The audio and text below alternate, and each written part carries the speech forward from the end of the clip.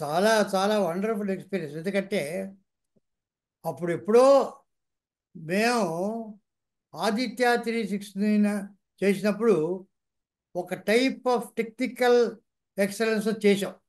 అప్పుడు మాకున్నటువంటి దీంట్లో ఇంత టెక్నికల్ అడ్వాన్స్మెంట్ ఉంటుందని మాకు అప్పుడు తెలియదు. Okay sir. కానీ ఇప్పుడు ఇంత వచ్చిన తర్వాత మిగతా సినిమాలతో కంపేర్ చేసుకుంటే అరే అరే ఇప్పుడు తీసుంటే బాగుండే అని అనిపించిన క్షణాలు ఉన్నాయి. So sir. అలాంటప్పుడు ఉన్నట్టుండి సార్. నిర్మాత శివలింగ కృష్ణప్రసాద్ గారు దీన్ని కంప్లీట్గా అప్గ్రేడ్ చేసి కాంటెంపరీ టెక్నాలజీకి ఈక్వల్గా మళ్ళీ చేసి దాన్ని మళ్ళీ రీరిలీజ్ చేస్తానంటే దీనిని దీన్ని చూడాలనే ఆసక్తి ఉన్న మిగతా వాళ్ళందరూ రావచ్చండి. నాలాంటి వాళ్ళకే చూడాలని అనిపిస్తుంది సార్. అంటే ఈ టెక్నాలజీతో. So that's very very very thrilling experience. చాలా బాగుంది, ఇంట్రెస్టింగ్గా ఉంది.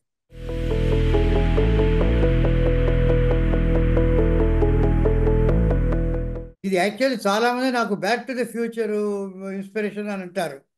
అది కాదు. ఎందుకంటే బ్యాక్ టు ద ఫ్యూచర్ నిన్న వచ్చిన స్పిల్బర్గ్ తీసింది. నేను కాలేజ్ డేస్లో హెచ్జి వెల్స్ టైం మెషిన్ చదివాను. Okay sir. టైం మెషిన్ చదివానే ఒక కాలంలో అది వేరే కథ, కానీ time travel science fiction.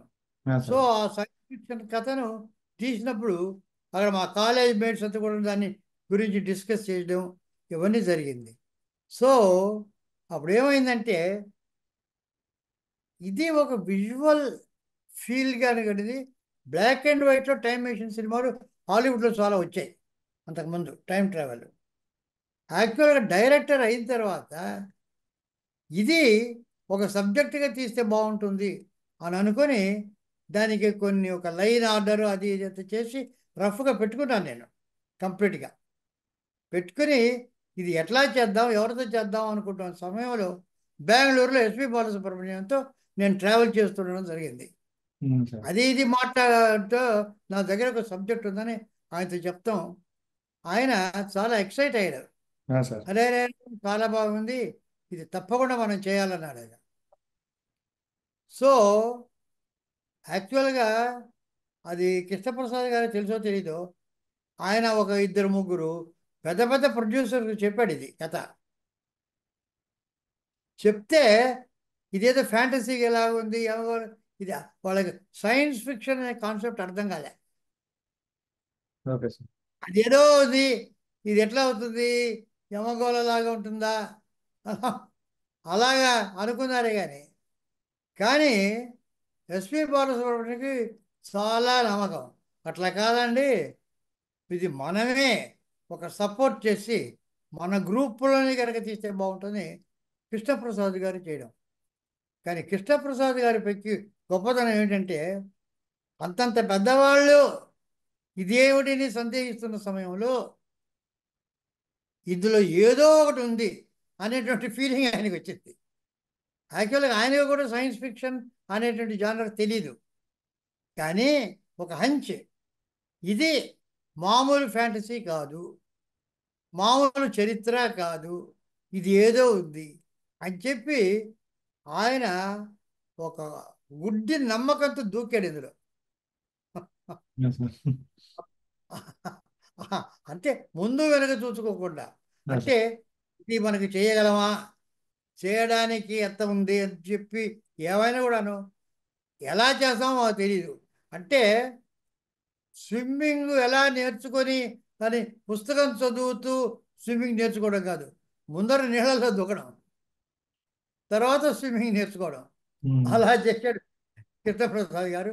Credit అంతా కృష్ణప్రసాద్ గారిదే, ఆ గట్ ఫీలింగ్స్ రావడం. సో వాళ్ళు చేసి అది చెప్తే ఆయన చేద్దామన్నారు. అప్పుడు నేను చెప్పాను ఆయనతో, కృష్ణప్రసాద్తో స్టోరీ అతడు. ఇప్పుడు దీనికి క్యాస్టింగ్ ఏమిటంటే నాకు లైన్లోనే నాకు ఆల్రెడీ స్క్రిప్ట్ ఒకటి ఉంది.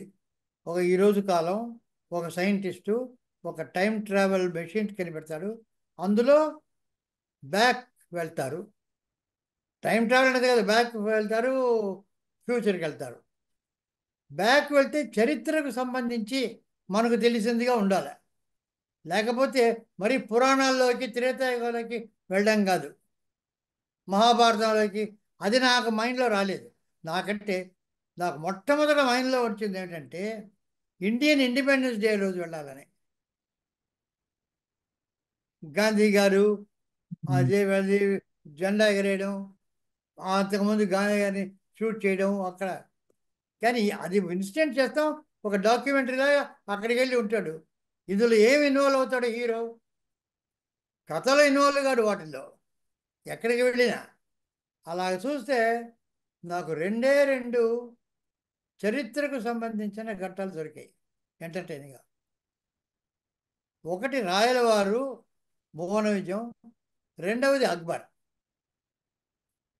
అక్బర్ కాలంలో బీర్బల్, తాన్సేన్, అనార్కలి, సలీం వీళ్ళందరూ ఉన్నారు. కృష్ణదేవరాయల కాలంలో తిమ్మరుసు, తెనాలి రామకృష్ణుడు, అష్టదిగ్గజాలు, వీటి కథలు మనకు ఫోక్లోర్సు అవన్నీ ఉన్నాయి. కాకపోతే ఆ అక్బరు బీర్బలు అవి ఆల్రెడీ చేశారు వాళ్ళు, నాకు అంత నచ్చలే. ఇందులో కనుక అయితే తెనాలి రామకృష్ణ ఉన్నాడు, అవి బ్యాక్ వెళ్ళి అవన్నీ చేయొచ్చు అనేటువంటి ఒక ఐడియా వచ్చింది. పైగా ఆల్రెడీ రామారావు గారు శ్రీకృష్ణదేవరాయల పాత్ర వేశాడు. తిమ్మర్సు నేను పనిచేసా, నేను స్క్రిప్ట్ కూడా ఒక వర్షన్ రాశా పింగళి నాగేంద్రరావు గారికి. ఆ రోజుల్లో నాగేంద్రరావు గారు నా చేత ఒక్కొక్క స్క్రిప్ట్ ఫస్ట్ వర్షన్ రాయించేవారు. సో తిమ్మరుసు స్క్రిప్ట్లో నేను బాగా ఇన్వాల్వ్ అయ్యాను. కృష్ణదేవరాయల పాత్ర నాకు చాలా ఇష్టం, అది ఎన్నుకున్నాం, అది చేసాం. సో అది ఎవరు వెయ్యాలి అనుకున్నప్పుడు అప్పుడు ఒకే ఒక వ్యక్తి అలాగ రాణించాలంటే ఆ రోజు రామారావు గారు వేసిన పాత్ర మళ్ళీ ఈ రోజుకి బాలకృష్ణ గారు వేస్తేనే సరే అని చెప్పి వారిని సంప్రదించడం, అక్కడి నుంచి ఆయనకి చెప్పడం, చెప్పిన మరుక్షణం బ్రహ్మాండమైన ఫీల్ అయ్యారు. ఇమ్మీడియట్గా సూపర్ బో చేసేద్దాం. ఆయనే కొన్ని కిరీటం ఎలా ఉండాలి, అది ఎలా ఉండాలి, ఈ రకంగా ఉండాలి, నాన్నగారు ఎలా చేశారు, ఇవన్నీ టకటకటక ఆయన దగ్గర నుంచి వెంటనే ఒక ప్రవాహంలాగా ఒక స్పాంటేనియస్ వచ్చింది. మనం ఎలా చేయాలని డిగ్నిఫైడ్గా ఆయన చెప్పి ఆయన ఇన్వాల్వ్ అయిపోయాడు. అప్పటి స్కెచెస్ గిచ్చెస్ ఎట్లా ఉండాలి అని చాలా మాట్లాడాడు. కానీ దీంతో పాటు భవిష్యత్తు నాకు చాలా ఇంపార్టెంట్. కృష్ణదేవరాయల పాత్ర అందరికీ తెలిసిందే, ఆ కథ అందరికీ తెలిసిందే. భవిష్యత్తులో కంటే ఏ రకంగా ఉంటుంది అనేది అది అది పూర్తి ఊహ ఆలోచన. అప్పుడు అమెరికన్ లైబ్రరీకి వెళ్ళా. అక్కడ ఫ్యూచరాలజీ అని ఒక కంప్లీట్ సెక్షన్ ఉంది. ఆ ఫ్యూచరాలజీ చదివితే అది చాలా పెద్ద సబ్జెక్ట్. అది అంటే ఈవేళ ఒక చోట ఒక ఏరియాలో ఒక యూనివర్సిటీ ఒక కాలేజీ కట్టాలనుకోండి, 50-75 సంవత్సరాల తర్వాత ఆ ఏరియా ఎలాగ ఉంటుంది అనేటటువంటిది అంచనా వేయడం స్టాటిస్టిక్స్తో, అది ఫ్యూచరాలజీ. సో ఎన్నెన్ని రోడ్లు వస్తాయి, ఎంతమంది పాపులేషన్ పెరుగుతారు, ఎన్నెన్ని అంగళ్ళు వస్తాయి, జనానికి ఎట్లా ఉంటుంది, ఇవన్నీ టౌన్ ప్లానింగ్. ఇప్పుడు ఏదో ఒక సిటీ ఏదైనా కట్టాలనుకుంటే, క్యాపిటల్ ఏదైనా కట్టాలనుకుంటే 70-100 సంవత్సరాలు అయిన తర్వాత ఎలా ఉండాలనేది అంచనా వేయాలి. అది అసలు మెయిన్ ఫ్యూచరాలజీ. కానీ నాకు కావాల్సింది కట్టుకథలు ఫ్యూచరాలజీలో ఎవరెవరు చేస్తారని. అది నేనే ఇమాజిన్ చేసుకొని ఎవరో మైండ్లో ఏదైనా చేస్తుంటే వాయిస్లో వస్తుందని, ఇటువంటివన్నీ కూడాను మేమంతా ఊహించుకొని తమాషాగా నేను జంధ్యాల కూర్చొని అవన్నీ అనుకున్నాం. చక్కటి మాటలు, మన మనసులో ఏదనుకుంటే అది నోట్ల నుంచి వచ్చేస్తుంది మాటగా. కాస్త ఆలోచించవద్దు అంటే ఆలోచించకుండా ఎలాగున్నానండి అని ఆయనకి. ఇటువంటివన్నీ కూడా మేము అల్లుకొని ఫ్యూచర్ అంతా బాగా ఎంజాయ్ చేస్తూ రాసుకున్నాం.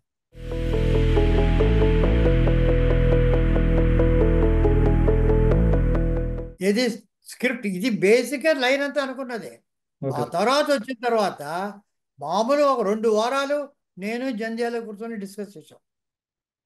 శివలింగ ప్రసాద్ గారు అప్పుడు కంప్లీట్గా ఆయన ఇన్వాల్వ్ అయ్యాడు, చూస్తూ ఉండేవాడు. కానీ ఎసెన్షియల్గా నాకు తెలిసి మా ఇంట్లో చాలా సిట్టింగ్స్ జరిగాయి.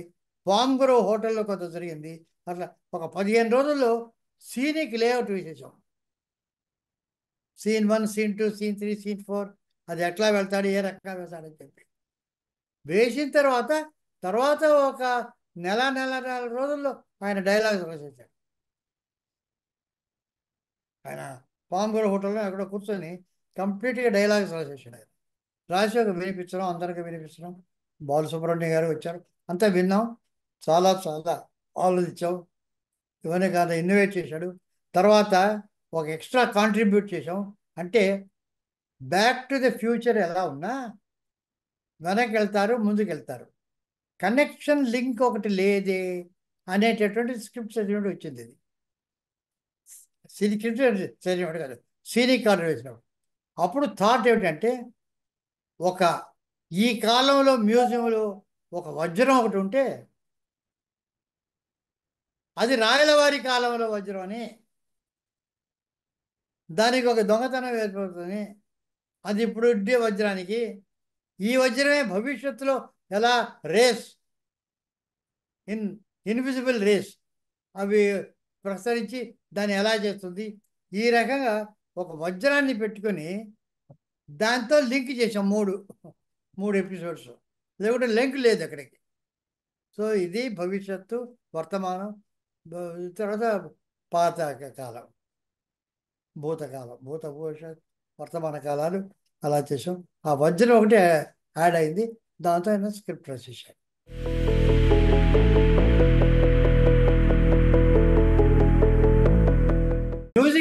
మ్యూజిక్ మొదటి నుంచి ఇళయరాజా గారు అనుకున్నది. ఆ రోజు వెళ్ళి అని చెప్పాము. ఆయన చాలా చాలా సంతోషించాడు.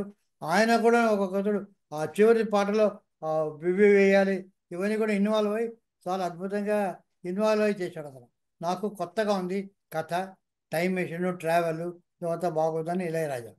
కానీ కెమెరామెన్ విషయంలో మాత్రం అది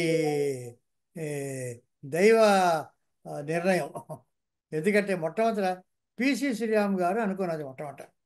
ఆయన వచ్చాడు, ఆయన చాలా చాలా అద్భుతమైనటువంటి చేశాడు. ఫస్ట్ షెడ్యూల్ కృష్ణకుమార్గా ఉండేటువంటి ప్రీ కృష్ణదేవరాయల షెడ్యూల్ అంతా ఆయన చేసేటప్పుడు సడన్గా సమ్ అల్సర్ ఏదో వచ్చి చాలా సీరియస్ జబ్బు చేసింది ఆయనకు. సో అతను చేయలేకపోయాడు. వాళ్ళ మదరు అసలు ఎవరిని, మేము ఊరికి చూడడానికి వెళ్ళాలన్నా ఆవిడ అలౌ చేయలేదు మమ్మల్ని, ఎందుకంటే మళ్ళా షూటింగ్కి పిలుస్తారేమో మమ్మల్ని. అతన్ని రెస్ట్ తీసుకుంటున్నాడు, అతను రాడు, అక్కడ మేము పిలవడానికి వెళ్ళామా, మేము చూడమంటే వద్దు అనేసింది. మేము చూడలేదు. స్పీచ్ చెప్పాడు పాపం, నేను రాలేను, ఎవరైనా పెట్టుకోండి. సో కరెక్ట్గా అదంతా పిసి శ్రీరామ్ చేయడు. అక్కడి నుంచి ఒక 2 మాసాలు రాయలవారి సెట్టు, ఆ హాలు అవన్నీ చేయాలి. దానికి అలాట్ చేసాం కృష్ణదేవరాయలకి. కరెక్ట్గా అదృష్టవశాత్తు విఎస్ఆర్ స్వామి గారు ఆ డేట్స్ ఆయన ఖాళీ. అంతకుముందు ఏదో పిక్చర్ అయింది, నెక్స్ట్ పిక్చర్ ఎప్పుడో స్టార్ట్ అవుతుంది. కరెక్ట్గా 2 మాసాలు వెంటనే ఒప్పుకున్నాడు. అవంతా విఎస్ఆర్ స్వామి గారు చేశారు టోటల్గా అక్కడ. అదే. సో ఆ లైటింగ్ కూడా ఆ కాలపు విఎస్ఆర్ స్వామి గారు చేసిన పద్ధతిలో, ఇది పిసి శ్రీరామ్ చేసే పద్ధతిలో వచ్చింది. కానీ విఎస్ఆర్ స్వామి గారి కాగానే ఆయన అక్కడికి వెళ్ళాల్సి వచ్చింది, కాల్షీట్స్ అయిపోయింది. సో అప్పుడు కబీర్లాల్ ఆల్రెడీ కొన్ని ట్రిక్స్ అవి చేశాడు కనుక భవిష్యత్ అంతా కబీర్లాల్ చేశాడు. సో ఇది ప్యూర్లీ దైవ నిర్ణయం, అది అదృష్టం మాది కాదు. ఈ కెమెరామెన్ మాత్రం 3 కెమెరామెన్ దీనికి ఇలా ఉండాలా, ఒక్కొక్క ఏజ్కి తగ్గట్టు, ఆ లైటింగ్కి తగ్గట్టు ఒక్కొక్క కెమెరామెన్ ఉండాలా అని ఏదో ఒక అతీత శక్తి ఒకటి నిర్ణయించింది. దాని ప్రకారం ఏం చేశాం.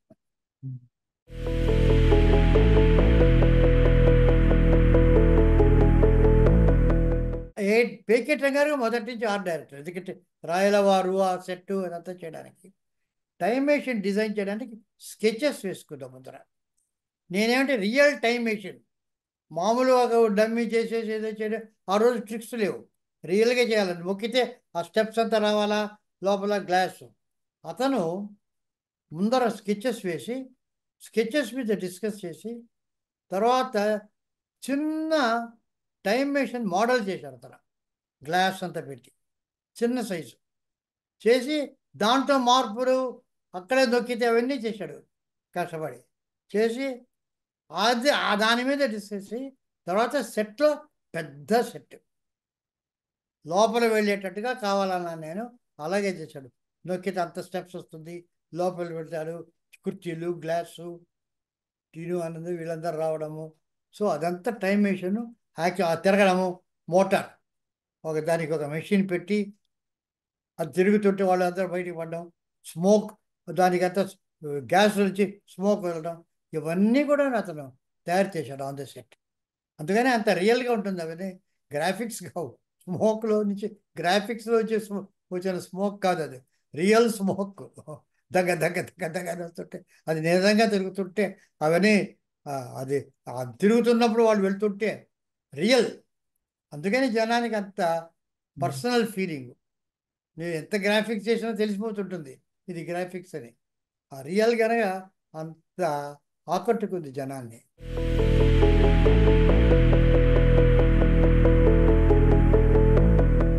యాక్చువల్గా అంటే కేర్ అంటే బాలకృష్ణ గారు ఉన్నారు.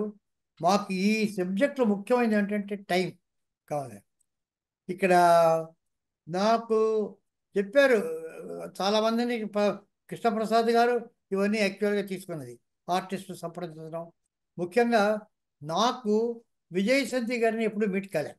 యాక్చువల్గా నేను ఏ రోజు ఆమెతో దీని గురించి సంప్రదించలే, నాకు దాని గురించి తెలియదు.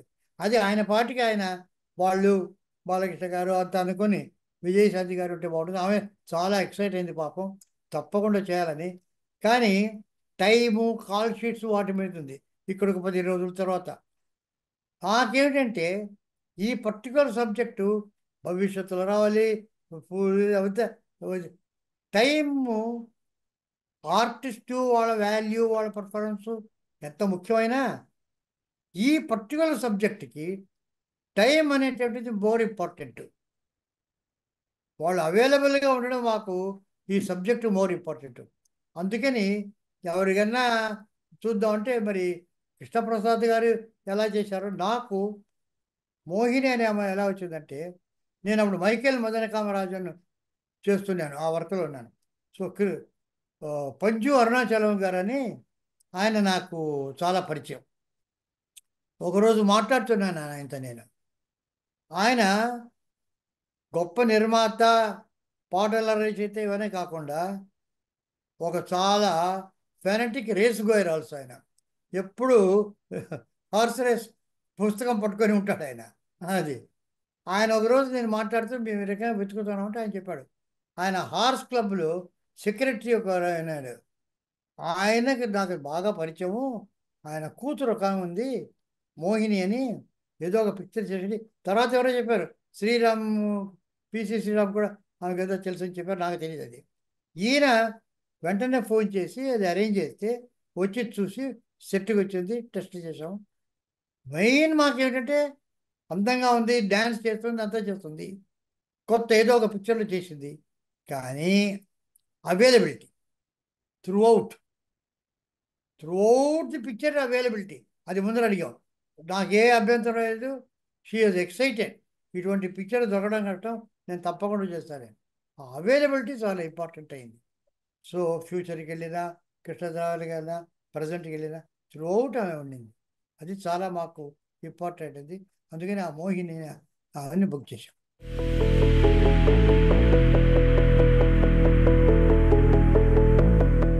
అమరీష్ పూరి ఏమిటంటే మాకు ఒక రకమైనటువంటి పెక్యూలియర్ ఫోక్లోరిష్ విలన్ ఒకడు కావాలి. అందులో మిస్టర్ ఇండియా అటువంటి మొగ్గాంబో అని ఇవన్నీ చేస్తూ, అంటే పిల్లలకు జనరల్గా అది వాళ్ళు ఎంజాయ్ చేస్తూ అలాంటి ఒక విలను, రెగ్యులర్గా చాలా భయపడే విలన్ కాదు, అతను చూస్తే ఒక ఎంటర్టైన్మెంట్ వచ్చే విలను. అది నాకు అమరీష్ పూరిలో కనిపించింది. అతన్ని పిలిపించి అదే, అందుకనే అతను వచ్చినప్పుడల్లా వాయిలెన్స్ వాయించడం, అతనికి ఒక పెక్యూలియర్ అన్ని రకరకాల క్యూరియస్ పెట్టడం, ఇటువంటివన్నీ కూడాను. గన్ ఎత్తినప్పుడు అందరూ వాయిలెన్స్ వాయిస్తుంటారు, ఏదేదో క్యూరియస్ అవన్నీ వజ్రాలు ఎక్కడున్నా, ఒక తంబూర ఉన్నా, ఒక వీణ ఉన్నా సేకరించడం, ఇటువంటి ఫన్నీ లుక్ ఉండింది. సో ఈ బుక్ అమరీష్ పూరి గారు ఎంజాయబుల్.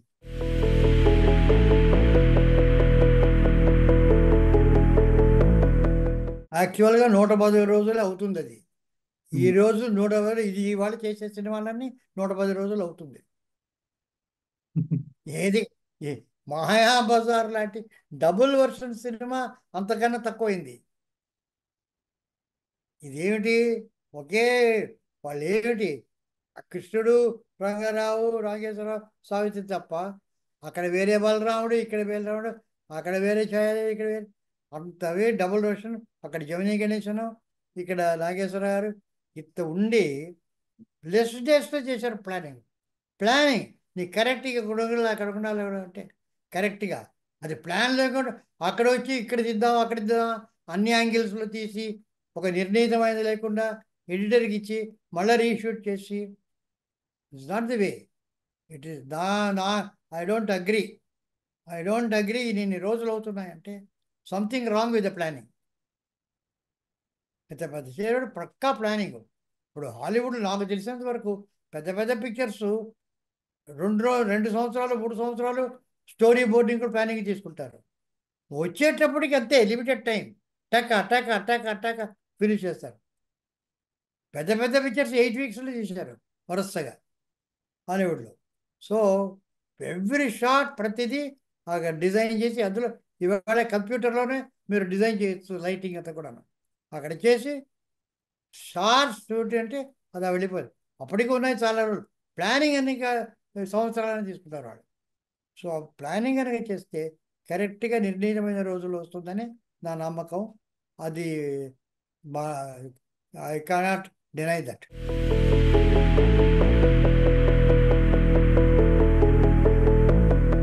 కృష్ణదేవరాయలు అనుకున్న తర్వాత ఒక బాలకృష్ణ గారు తప్ప ఇంకే లేదు. కృష్ణదేవరాయలు అనుకున్న తర్వాత వెంటనే ఆయన, ఎందుకంటే వాళ్ళ నాన్నగారు చేశారు, వాళ్ళు చేశారు బాగా. కృష్ణ ఇంకెవరు ఉన్నారు ఇప్పుడు ఆలోచించిన ఇవాళ కూడా నాకు దొరకడం లేదు. So that is the thing. Balakrishna గారికి వెళ్ళడం, ఒకసారి అపాయింట్మెంట్ ఫిక్స్ చేయడం, రాయడం. సో ఆయనే కరెక్ట్ ఇవాళ. కానీ ఇప్పటికి వరకు నాకు ఆ రీప్లేస్మెంట్ లేదు బాలకృష్ణ గారికి కృష్ణదేవరాయలకు.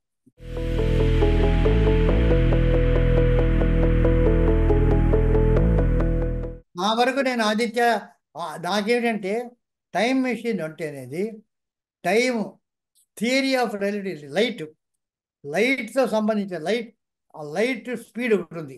ఆ లైట్ స్పీడ్కి సంబంధించింది టైం మెషిన్. కాలేతరం కృష్ణప్రసాద్ వాళ్ళు వెళ్ళేదన్నా రకరకాల అనుకుని ఉండొచ్చు, కానీ నా వరకు లైట్కు టైం ట్రావెల్కు సంబంధం ఉంది. లైట్ 186,000 మైళ్ళు ఒక సెకండ్కు 1000 మైళ్ళు ట్రావెల్ చేస్తుంది. సో దానికి ట్రావెల్ చేస్తేనే టైం ట్రావెల్ సాధ్యమవుతుంది. ఆ టైం ట్రావెల్కు లైట్ ట్రావెల్కు సంబంధం ఉంది.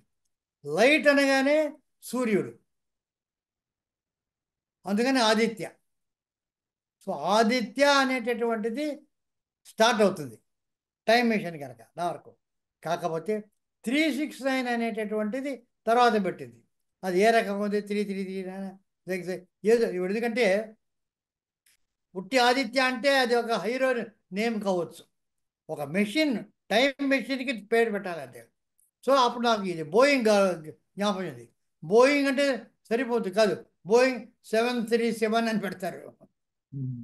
ఈ 737 ఏమిటి, అది వచ్చినప్పుడే మనకు ఒక ఎయిర్ క్రాఫ్ట్ అని ఒక ఫీలింగ్ వస్తుంది. లేకపోతే మామూలుగా బోయింగ్ ఏదో కంపెనీ. సో ఏదైనా వస్తే ఆ అటాచ్మెంట్ వచ్చినప్పుడే మీకు నంబర్ ప్లేట్ వచ్చినప్పుడే దానికి వస్తుంది. సో 369 అని 35 రకరకాలుగా 9, మొత్తం మీద 369 ఉంటే బాగుంటుంది. న్యూమరాలికల్గా 9 బాగుంటుంది. 3, 6, 9, 9, 18, 9 ఇట్లాగా అసెండింగ్ ఆర్డరు, పైకి వెళ్ళేటటువంటి పద్ధతి. 963 చేయొచ్చు, 639 చేయొచ్చు, కానీ 369 ఆదిత్య 369 అని నిర్ణయించాం. అందరూ అది 369 మాత్రం ఒక సభ వేసి అందరు కూర్చొని ఏది బాగుంటుందని చెప్పాం.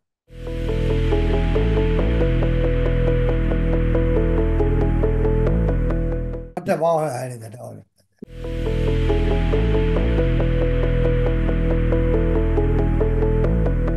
హిందీ గడవని కాదు, అమరీష్ పూరి ఎవరో హిందీలో చేస్తున్నారు ఒక పిక్చరు. అమరీష్ పూరి ఇక్కడ యాక్ట్ చేశాడు, ప్రశస్తుడానికి వచ్చాడు. వచ్చి ఆల్రెడీ వాళ్ళు స్టార్ట్ చేయబోతున్నారు, షూటింగ్ స్టార్ట్ చేశారు. వెళ్ళి మీరు చెయ్యకండి, అక్కడ ఒక సినిమా చేస్తున్నారు ఆదిత్య 369 అని, అది వచ్చి డబ్ చేస్తే మీ సినిమా ఎవరు చూడరని అడ్వైస్ కూడా చేయడం జరిగింది. కొత్తగా చేయడం కాదు, చేసేవాళ్ళని ఆపాడు అమరీష్ పూరి చేయకుండా, ఎందుకంటే అక్కడ వస్తుంది. అదే సంగతి.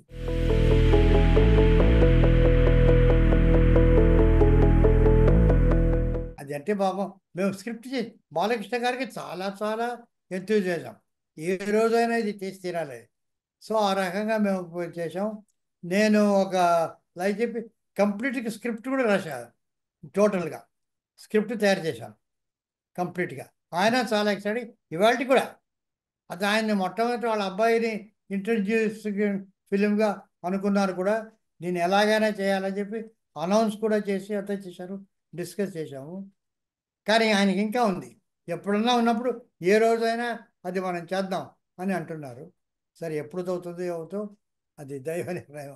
కృష్ణ ఆదిత్య తీసిన అలా దైవ నిర్ణయం, ఇది కూడా సీక్వెల్ కూడా అదే దైవ నిర్ణయం, ఎప్పుడైతే అప్పుడు.